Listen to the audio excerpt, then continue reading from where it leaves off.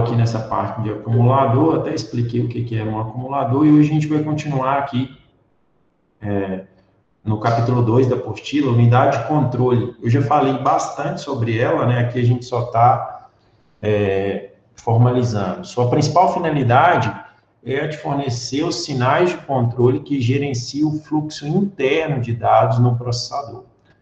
Então, a unidade de controle é que vai ali, ó, manda dados para buscar na memória, a unidade de controle é que toma decisão depois de executar uma instrução, né, o que ela vai fazer.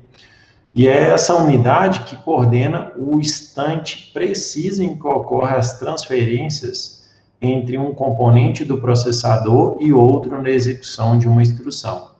Eu vou mostrar esses componentes e mostrar também como que a unidade de controle atua. Cada sinal de controle gerado por ela comanda uma micro-operação a ser realizada. Ela recebe como entrada o valor do registrador de instrução, então a instrução está aqui, né?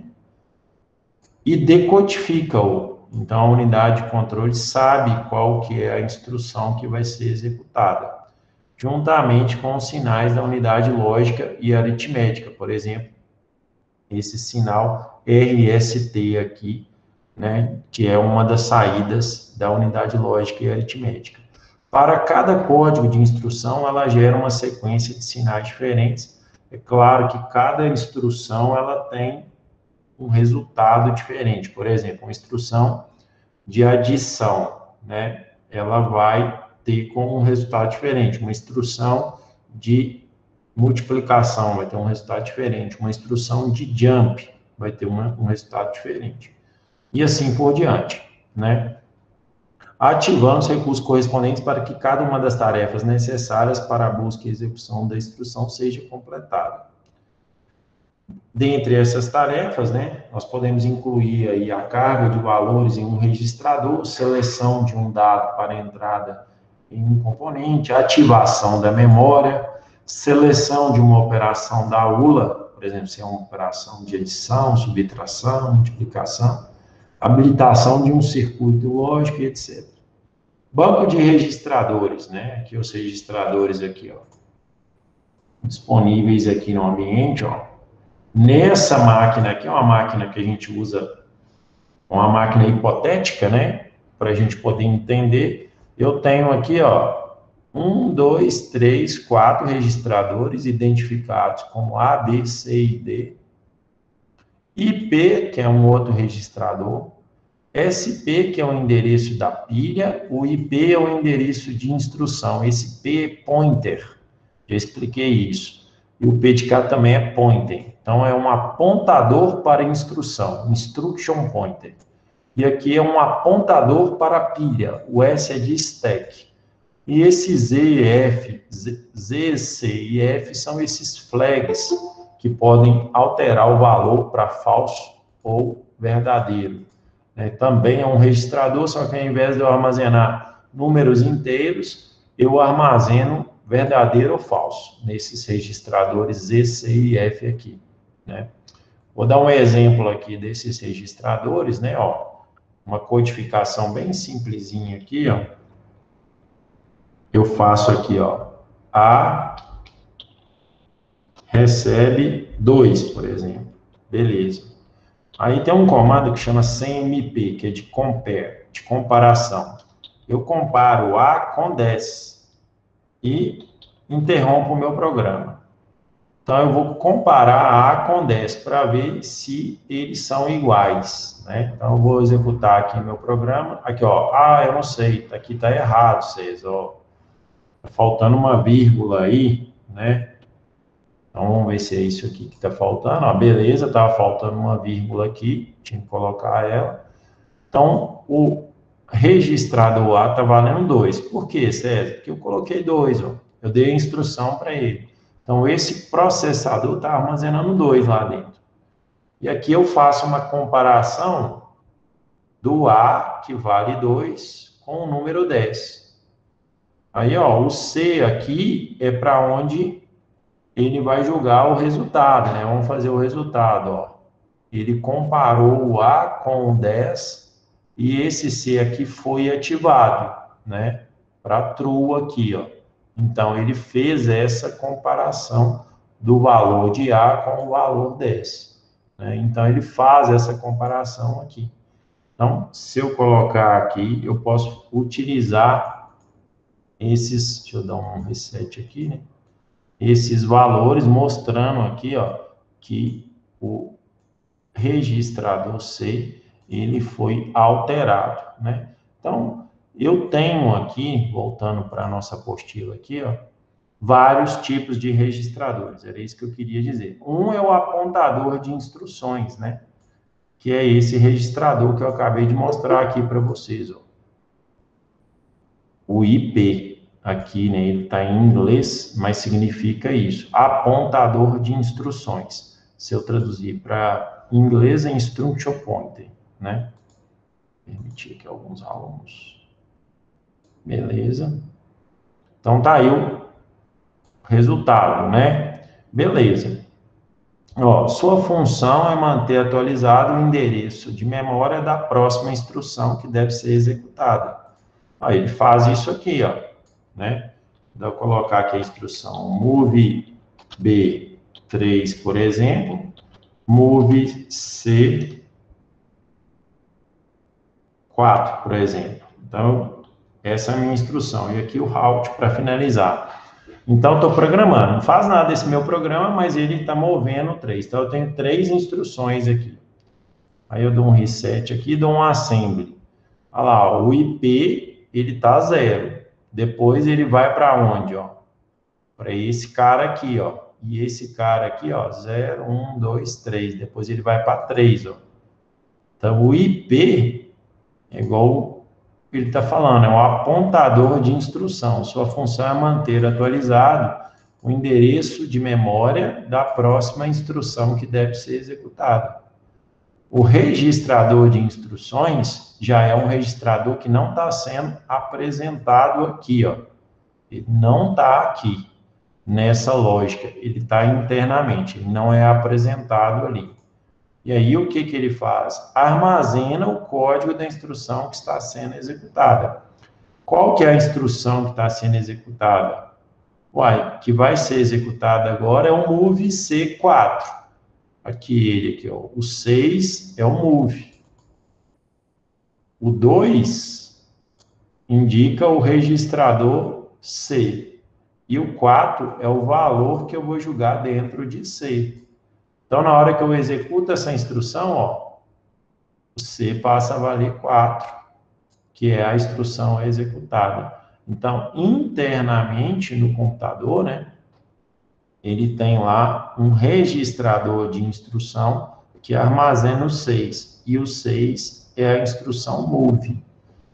E você tem também um registrador de estado. Nele ficam armazenados os códigos de condição gerados pela unidade lógica e aritmética. Lógica e aritmética. Em função dele, em conjunto com o RI, que é o C toma decisões, que é a unidade de controle, sobre a geração ou não de certos sinais de controle. Um programa, ó, veja só, ele executa, vou dar um exemplo aqui. Eu vou empilhar o número, deixa eu ver se ele aceita aqui, deixa eu ver se o push. Eu não sei se o push aceita 1. Depois eu testo aqui, deixa eu só fazer um programa aqui, ó. Move A, eu quero trabalhar com 5. Beleza, eu vou dar um push A, vou dar 3 vezes aqui o 5. Beleza. E aí, ó, eu vou colocar um código aqui, ó, agora, que é uma mudança no fluxo de execução, que eu vou chamar aqui de início. Aí aqui, ó, eu venho para cá e dou um jump. Ah, como é que escreve o jump? Eu não sei, eu tenho que vir aqui nas instruções e verificar como é que eu faço para dar um jump. Quer ver, ó? Ó, jump se carry, jump if no carry, jump se 0. Deixa eu ver se tem só um jump aqui. Ele sempre usa o valor dos registradores, ó. Deixa eu ver como é que eu vou programar aqui para dar certo.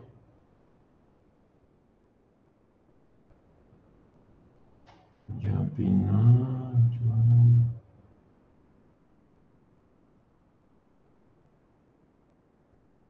Eu acho que esse aqui dá.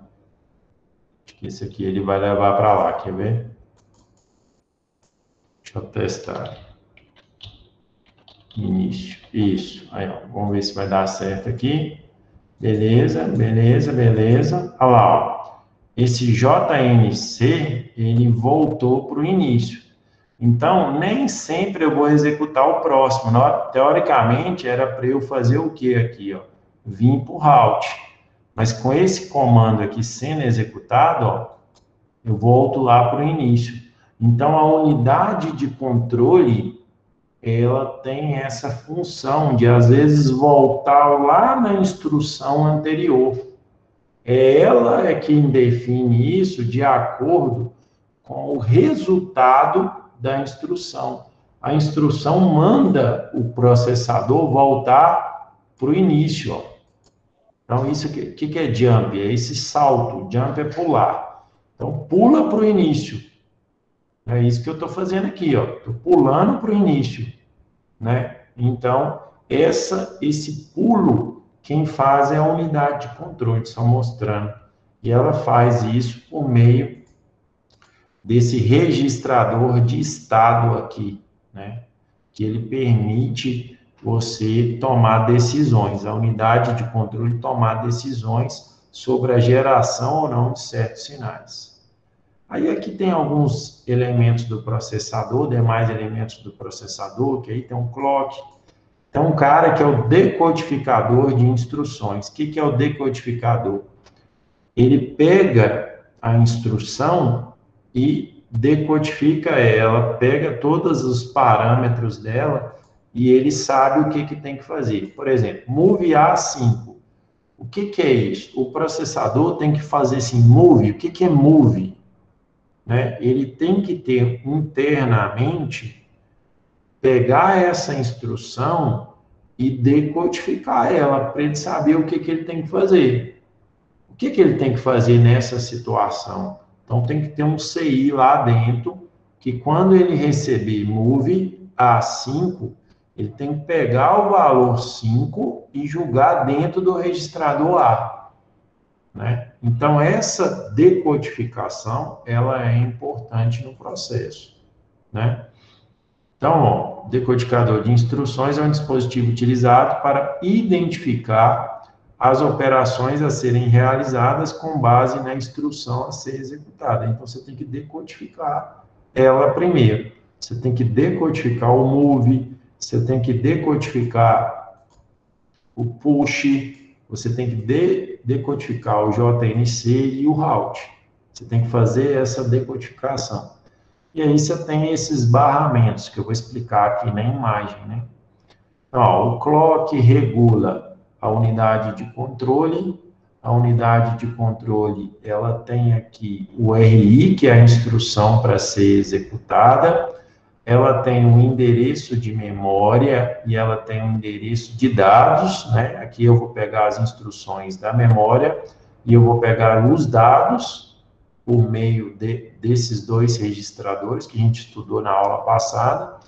Eu tenho aqui o PC, que é o Program Count, que é o contador de programa, que eu sei qual instrução que eu vou executar em seguida. E aqui eu tenho um registrador acumulador que recebe o resultado da operação da ULA. Por exemplo, nessa programação aqui, ó, quando eu faço assim, ó, move A e add A6, por exemplo, na hora que eu faço isso, o acumulador está sendo o próprio A. O AC ali, que é esse acumulador, esse carinha aqui, ó, é o próprio A, porque o resultado da adição de 6 com ele, ó. Na hora que eu dou um reset aqui, por exemplo, veja só, o A vale 5. Na hora que eu adicionar o 6, o A vai para 11. Então, o resultado da ULA, da unidade lógica aritmética, eu jogo para dentro do A. Então, nesse contexto, o próprio A é o acumulador. O valor é acumulado dentro do A. Então, nesse contexto aqui, o AC, que seria o resultado da ULA, da operação lógica aritmética, é o próprio A. Então, tem esse contexto. O AC pode ser qualquer registrador, né? Vou pegar esse aqui, ó. Nesse caso aqui, ó, se eu fizer essa lógica, o meu AC, ó, vai ser o C, né? Vai ser o 5. Aqui, depois eu adicionei o 6, ele foi para 11. Ah, não, eu quero é o B. Ah, não, então o meu AC, que é o meu registrador acumulador, nesse contexto aqui vai ser o B. Ó. O 11 é que vai armazenar. Ah, não, eu quero o D. Eu posso pegar aqui e colocar o D como sendo o registrador. O D é que vai armazenar o valor. Então, o acumulador, que chama AC, né, ele vai armazenar o resultado da operação de ULA. E você pode ter vários tipos de, né, acumuladores aí. Né? Ora pode ser o A, ora pode ser o B, ora pode ser o C, e assim, dependendo da sua programação, do jeito que você fizer. Execuções de instruções. Essa execução de instrução, ela é muito importante, viu, gente? Eu vou explicá-la por meio desse diagrama aqui, dessa imagem aqui, ó, tá? O compilador, aqui, ó, veja só, esse cara, ele ainda é muito alto nível. Mesmo tendo esse monte de código aqui que eu estou escrevendo para vocês, ó, mesmo tendo esse, vou repetir esse código aí, né? Vamos usar o A, o 5, beleza. Aí eu quero adicionar em A o 6, eu quero adicionar em A o 7, e eu quero depois dar um push em A, colocar o resultado de A na pilha. A pilha eu sei que ela está aqui na posição 231 da memória. Ele está me falando porque o stack pointer, que é o apontador da pilha, ele está apontando para cá, né? Então, beleza, vou executar esse programa, ó, 5 está em A, depois foi para 11, depois vai para 18. E aí eu vou pegar o 18 agora e pôr na pilha. Olha lá, ó, 18 está aqui. Então, esse é meu programa. Meu programa pega o 5, soma 6, soma 7 e joga o resultado, que é 18, na pilha. Pronto. Essas são as instruções. Eu acabei de executá-las. Isso aqui é executar instruções, né? Beleza, entendi aqui. Mas internamente, como que a coisa funciona? É isso que ele vai mostrar aqui, ó. Eu tenho um cara chamado busca de instrução. A função dele é ir lá na memória RAM e pegar as instruções. Então, eu tenho um chip, um CI, um circuito integrado, né, que vem aqui na memória RAM, ó. Na hora que eu dou o assembly aqui, né, que eu carrego o meu programa para a memória RAM, ó, as instruções estão aqui, ó. 6 é uma instrução, 13 é outra instrução, 13 é outra instrução e 50 é outra instrução. Eu preciso de um cara que vem aqui e pega a instrução 6. Aí dentro do chip tem um cara responsável por isso, busca de instrução. Ele vai lá na memória e busca a instrução. A partir de quem, né? Qual instrução que ele vai buscar? É a instrução que está no IP aqui, ou no PC, né? Contador de programa, ou apontador de instrução, tem vários nomes esse cara. No nosso contexto aqui é o IP, Instruction Pointer, que é o apontador de instrução. Ele está falando que a instrução que vai ser executada é a que está na posição 0. Então, quem vai ser executado primeiro? A instrução 6. Quem que é a instrução 6? Move. Tá aqui, ó. Depois, em seguida, vai ser qual a instrução? A 13. Quem que é a 13? Add. Depois, em seguida, qual a instrução? A 13 de novo. Quem que é a 13? Add. Depois, qual que é a instrução? Push. Quem que é a instrução? Push. A 50 aqui. Né? Então, cada instrução é um inteiro, representando aquela instrução, né?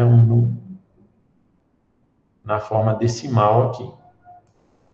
Aí eu tenho que decodificar a instrução, beleza? Aí, a instrução decodificada, ela interage aqui, ó, com os registradores de entrada. Nessa instrução aqui, quem são os registradores de entrada?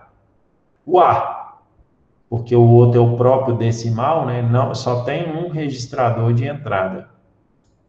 É o A, nessa, o A, nessa, o A, nessa, o A. Então, nesse conjunto de instruções aqui, eu tenho o A. Eu posso mudar. Ah, não, vamos fazer o seguinte. Vamos usar vários registradores. Vamos usar aqui, por exemplo, o B para armazenar o 6 e vamos usar o C para armazenar o 7. E aí a gente usa o D como o acumulador. Então, A, beleza, ó. E aqui eu vou alterar o B e o C. E depois eu dou um push em D. Olha lá. O que eu fiz aqui, ó? Eu peguei o 5, joguei no A, registrador A. O 6 joguei no B. O 7 joguei no C. Aqui agora, ó, eu peguei A e somei com D. D está valendo 0. Então, D vai passar a valer o que A vale 5. Depois eu pego 5 e somo com B. Então, D passa a valer 11. Depois eu pego 6, somo com D. Depois, D passa a valer 18. Pois não, pode falar.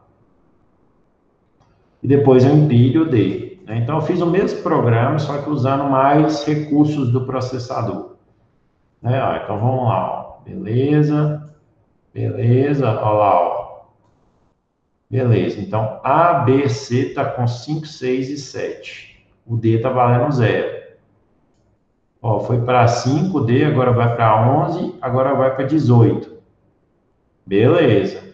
Aí agora o 18 eu vou empilhar na posição 231, que é colocar lá na memória. Empilhar aqui é colocar na memória. Pronto. Olha lá, ó. 18 está aqui. Né? Ah, não vou mudar os valores. Vou colocar aqui, ó. 5, 1, 2 e 3. Beleza, então o resultado vai dar 6. Eu vou colocar lá o 6, ó. Ele coloca 1, 2 e 3. Beleza. Aí agora ele faz a soma 3 vezes, né? E agora ele pega o 6 e joga lá na memória, ó. Na posição 6. Então isso é programar. Isso é fazer a programação, né?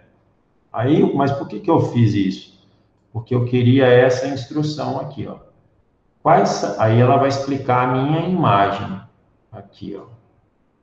Né? Só fazer abrir aqui do lado, ó. Imagem aqui, ó. Eu decodifiquei a instrução internamente, o cara faz isso para nós aqui, né? Esse simulador já faz isso, essa decodificação. Lá tem uma tabela que ele sabe que 6 é um move, então 6 tem aquele comportamento. Aí então ele faz essa decodificação. E aí ele pega aqui, ó, a identificação dos registradores de entrada. Nessa instrução que está aqui, os registradores de entrada é o D e o A. Esses são os registradores de entrada, né?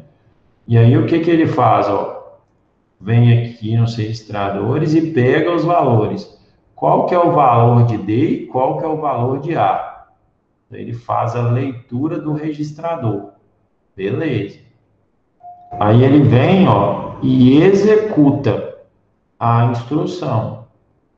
O que é a instrução? Adiciona D com A. Ele executa. E o resultado da instrução, ele tem que escrever. Aí ele escreve nos registradores. Em qual registrador? No D. Né? Então, essa aqui é a lógica aqui. Essa aqui é o... Deixa eu só repetir esse processo, que ele é muito relevante, né, para o nosso contexto aqui, ó. Mas, basicamente, aqui é o seguinte, ó. Vou colocar aqui um comentário. Aqui, ó. Deixa eu ver se tem um lápis aqui. Realçar texto, não, um lápis. Aqui, ó. Aqui eu estou passando o A, né?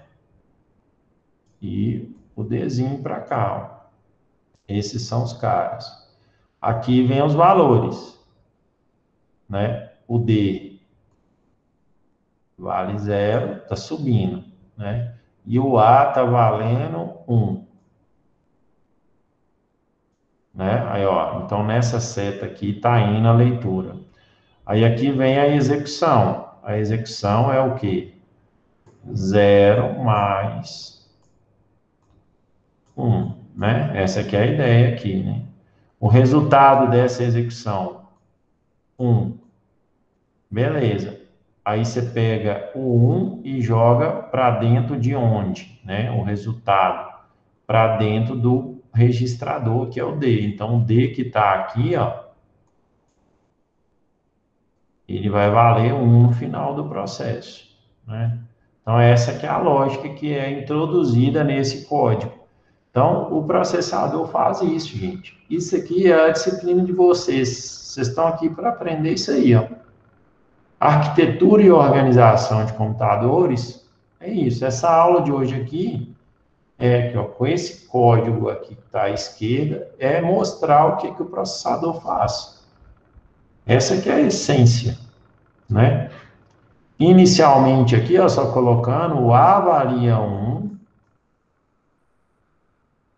né? E o D valia 0. Depois da instrução, isso aqui, ó, não existe mais, e agora o que existe é isso aqui. D igual a 1. É aqui que acontece a mágica, né? É assim que funciona o computador. Internamente ele está fazendo isso. Pronto, é isso. Isso tudo é o que o computador faz o tempo todo, né? Executar instruções. Ele tem todas essas etapas aqui na execução de instruções, né? Aí, ó, isso aqui tudo está sendo explicado para vocês aqui nessa... Tudo que eu expliquei está aqui nesses textos aqui, né? Aí os caras vieram, veja só, e falou assim, cara, eu posso dar uma otimizada nessa execução de instrução, aproveitando os ciclos de clock. Vamos entender o que são pipelines, tá? Nos computadores mais antigos, as instruções eram executadas uma por uma. O que acontecia antes? Aqui, ó. Eu ia lá, buscava, vou voltar aqui para o nosso contexto. Eu ia lá e buscava a instrução, por exemplo, move A1. Beleza.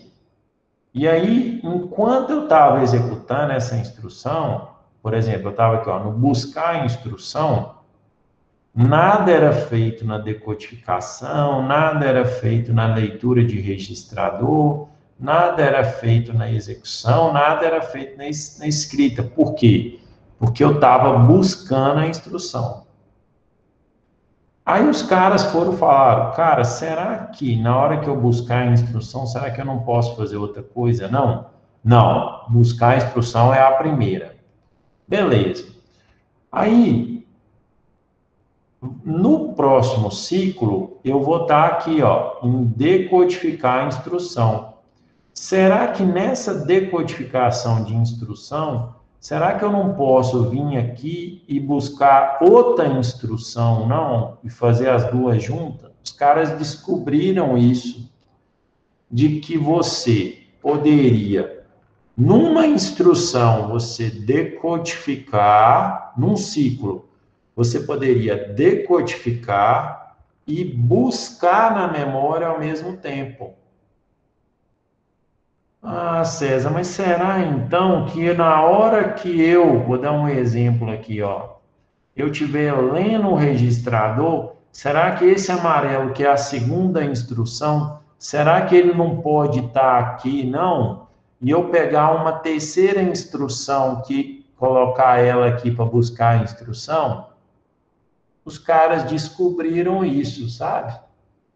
E aí, eles criaram esse pipeline. O que é esse pipeline? É você fazer várias coisas em paralelo. É isso que é o pipeline. Aí aqui ele até dá uma tradução do que é o pipeline. Ó.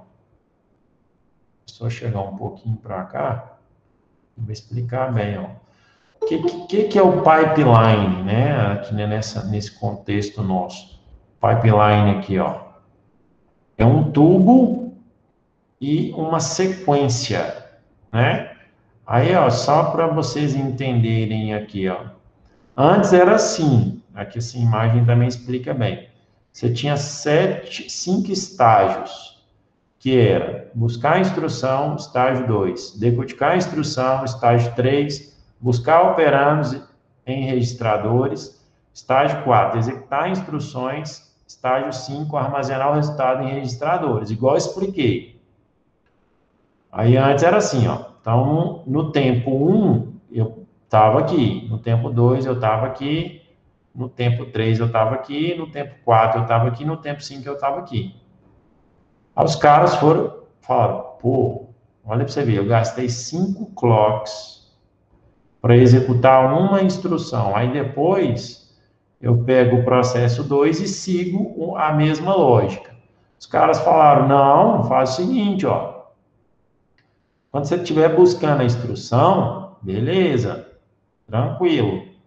Aí, no próximo passo, no processo 1 aqui, eu vou estar no estágio 2, mas no processo 2 eu posso estar no estágio 1. Aí eles foram preenchendo as outras etapas, né, de forma paralela. E aí ele dá essa otimização, ó. Em 5 tempos de clock, ele executou 1, 2, 3, 4, 5 processos aqui que ele está chamando, né? Ao mesmo tempo. Então, em 5 ciclos de clock, ele conseguiu aproveitar mais cada módulozinho do processador. Isso aqui é pipeline. Então, pipeline é essa capacidade dele fazer mais coisa ao mesmo tempo. Por quê? Na hora que ele busca instrução, beleza, 1. Aí, na hora que ele vai para decodificar a instrução, ele já pode buscar a próxima instrução ou a instrução de outro processo. E assim por diante. E aí ele consegue fazer várias coisas. Por exemplo, olha aqui, ó. Aqui, ó, enquanto ele está aqui, ó, no estágio 5, por exemplo, não é? Ele está fazendo aqui, ó, processo 1 já foi completamente executado, ó, e o processo 2 está na última etapa para ser executado. Então, ele consegue fazer mais coisas ao mesmo tempo. Isso é que é pipeline, né? Essa execução de instruções aproveitando cada etapa do código, né? Semelhante ao que eu expliquei aqui anteriormente. Vocês entenderam esse pipeline? O que é essa ideia? Tem alguma dúvida? Quer algum que questionar alguma coisa? Deixa eu liberar aqui, pessoal. Acho que não entrou, não. Professor, Pode eu falar. lembro nas minhas pesquisas que com o tempo os pipelines foram aumentando. Como é que funciona isso? O que acontece? Aumentando os estágios, no caso.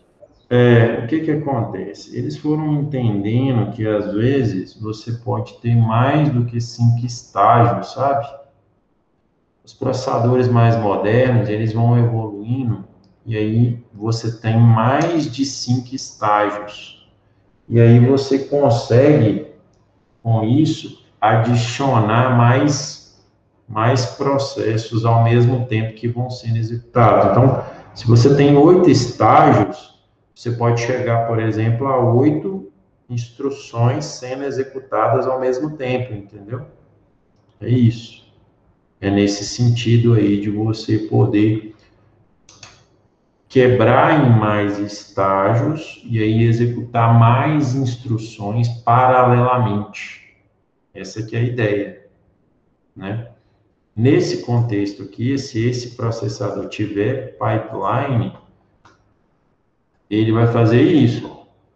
Enquanto eu estou movendo o A, eu vou buscar a instrução, vou decodificar, vou ler os registradores, vou executar e vou escrever nos registradores. São 5 etapas.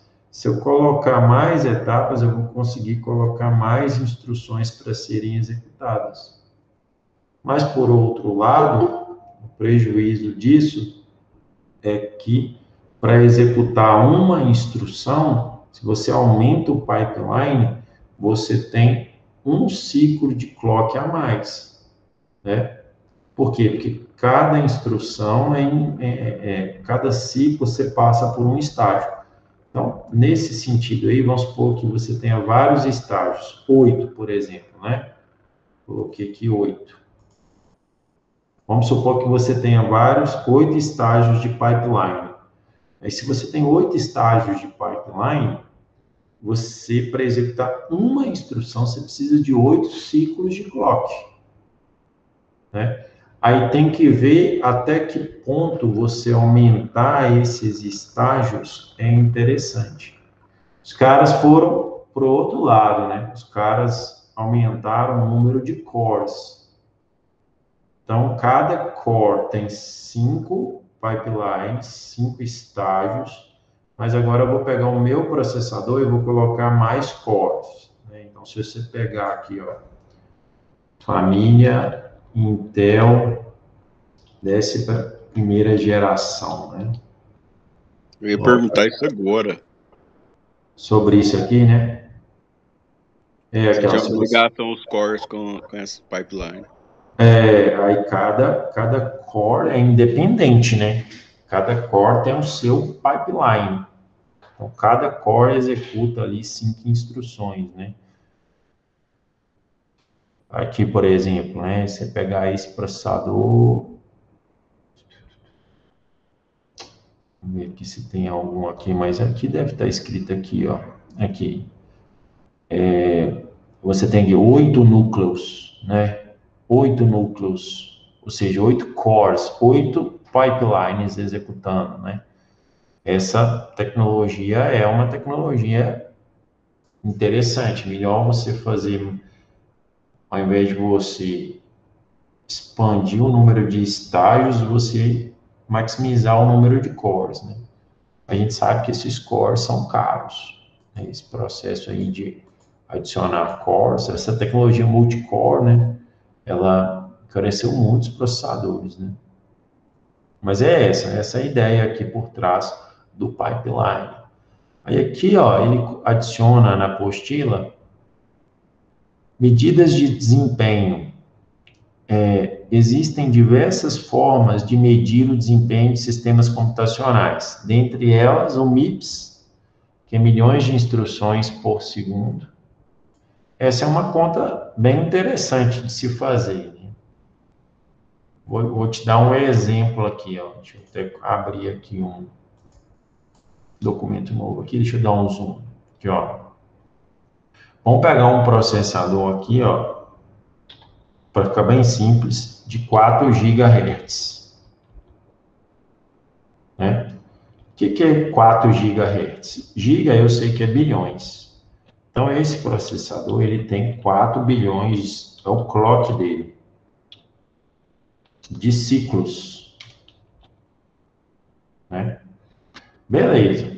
Aí, cada instrução, então esse é o clock, para cada instrução, vamos supor que eu gaste 2. Aqui, ó. Vamos dar um exemplo aqui, ó. Aqui, ó. Vamos só raciocinar aqui. Se eu seguir aqui nessa lógica, sempre ter instrução para executar. Na média, quantos ciclos que eu vou gastar? Ó, cada estágio é um ciclo. O processo 1, para ele ser executado, né, ele gastou aqui 5 ciclos. O processo 2, para ser executado, ele gastou 5 ciclos. Porque cada ciclo você tem que passar, né, as instruções, né? O processo 3 para ele ser executado, ele gasta 5 ciclos. Beleza. Então, cada instrução eu vou gastar 5 ciclos. Beleza. Então, tá aí, ó. Então, eu gasto 5 ciclos. Então, quantas instruções eu vou fazer? Isso aqui, ó, é 4 bilhões por segundo, né? Então, quantas instruções por segundo, né, que eu vou executar? Essa aqui é uma medida, né? Instruções, vou colocar aqui instruções por segundo. Quantas instruções por segundo que eu vou executar? Uai, se eu tenho um clock de 4 bilhões e eu tenho que cada instrução gasta 5, aí basta eu fazer uma regra de 3 aqui, né? Então, 1 segundo eu tenho, né? Aqui, ó, vou fazer aquela continha básica aqui, ó. A gente aprendeu na matemática, né?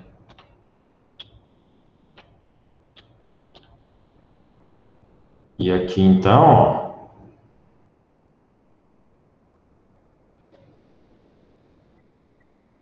ó, uma conta aqui, ó. Uma instrução, eu gasto 5 ciclos. X, 4 bilhões, né? Essa aqui é a lógica aqui, né? Então, aqui vai ficar 5x igual a 4 bilhões. Vou fazer essa continha aqui, ó. X é igual a 4 bilhões dividido por 5. X é igual a 800 milhões. Certo? Então, qual que é a medida de desempenho desse processador aqui? Então, esse processador, o MIPS dele, né? Milhões de instruções por segundo. 800 milhões. Esse é o MIPS dele. Esse processador executa 800 milhões de instruções por segundo. Né? 800 no caso aqui, porque eu tenho que, é milhões, né? 800 milhões de instruções por segundo. Esse é o MIPS dele. Né? Esse processador tem esse comportamento. Então, eu tenho que saber quantos ciclos que cada instrução gasta para ser executada, né? Então, essa é uma medida de performance aqui. O livro, a apostila nem traz isso, não, mas é isso. Essa aqui é a ideia. Outra medida de performance é essa aqui, operações de ponto flutuante por segundo.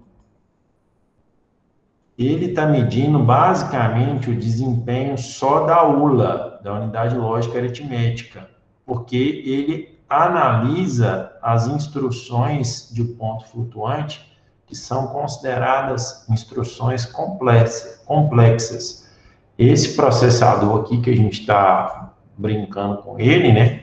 Ele não tem operações de ponto flutuante. Vou dar um exemplo aqui, ó. Eu pego aqui, ó, sei lá, 5, certo?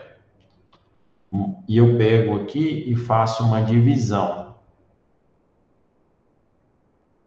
ó, de A com 2 e dou um halt. Ele não tem operações de ponto flutuante.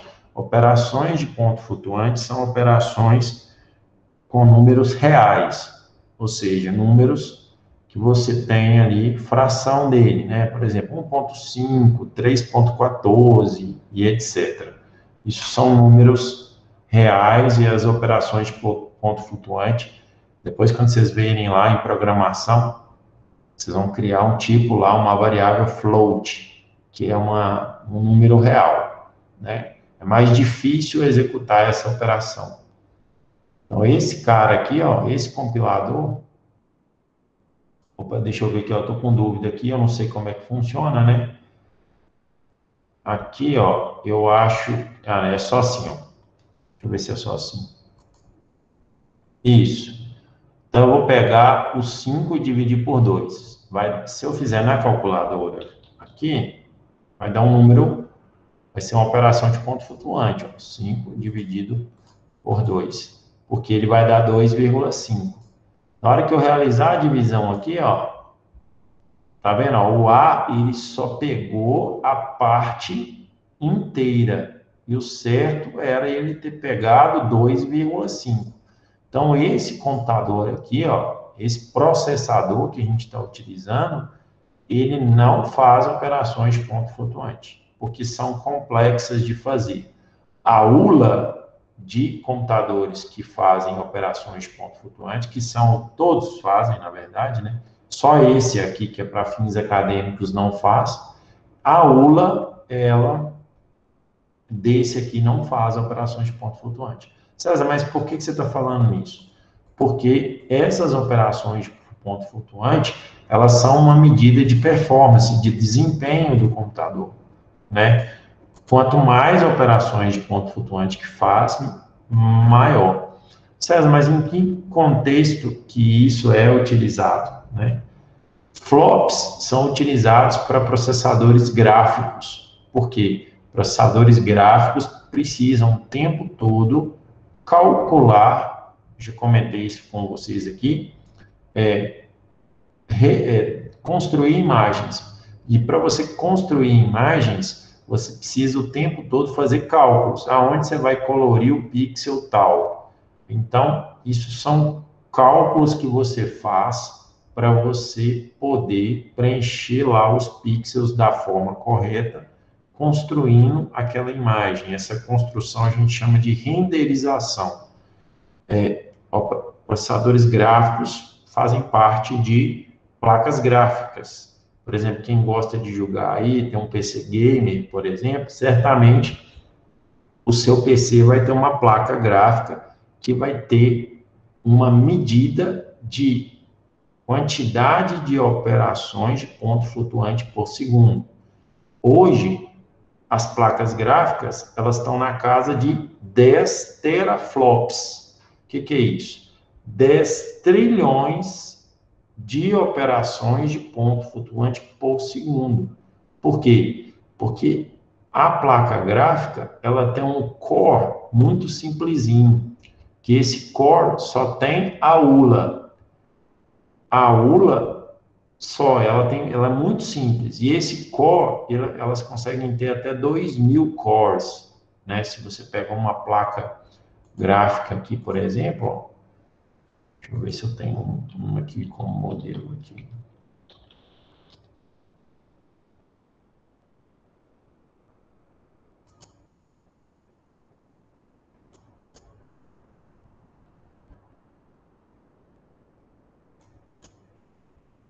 Ó, se você pegar essa aqui é uma placa gráfica, ó, essa NVIDIA GTX 1080, né?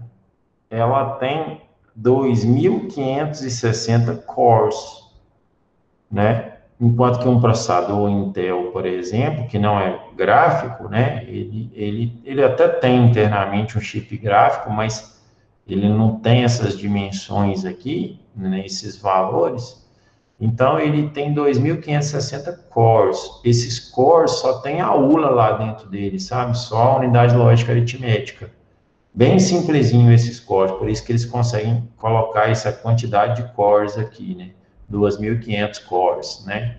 Tanto é que ele tem um nome até especial, esse CUDA cores. São cores especiais, não são compatíveis com os cores de placa para propósito de processadores para propósito geral, né? Você tem um computador com 8 cores, já é lindo.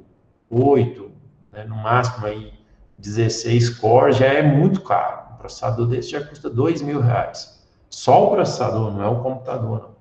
E ele atinge um poder computacional aqui, ó, de 9 teraflops.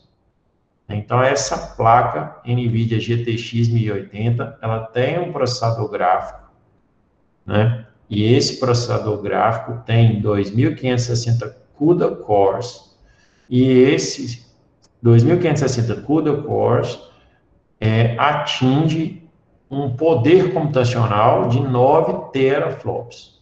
Então, só para explicar para vocês o que seria esses flops aqui da apostila, né? E tempo de acesso está relacionado à velocidade que cada componente, a do barramento que interliga o processador, a memória, tratando o tempo gasto entre o instante em que foi realizada uma solicitação e o instante em que o sistema entregou a resposta. Esse tempo de acesso não é tão comum. O que é comum para medir performance é o MIPS e o FLOPS. FLOPS, placas gráficas. MIPS, processadores gerais. Então, qual que é o MIPS desse processador?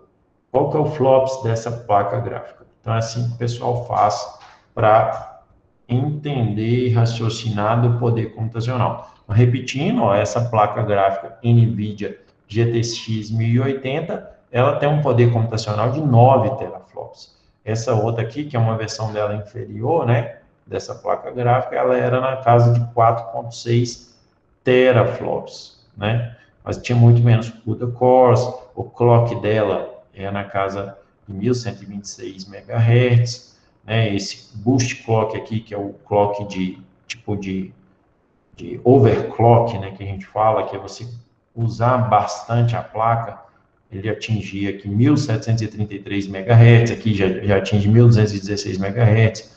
A tecnologia de memória RAM dela, ela tem uma memória RAM interna, já é a DDR5, né, mais avançada do que, por exemplo, os computadores hoje utilizam DDR4, essa placa gráfica já tem DDR5, quantidade de memória aqui, ela, interna dela é de 8 GB, aí a interface de memória dela é 256 bits, então o tamanho da palavra é 256 bits, ela tem uma taxa de transferência de 320 gigabytes por segundo, e a própria memória dela, o clock da memória dela atinge 10.000 MHz. E ela gasta bastante energia aqui, 180 watts de energia, essa placa.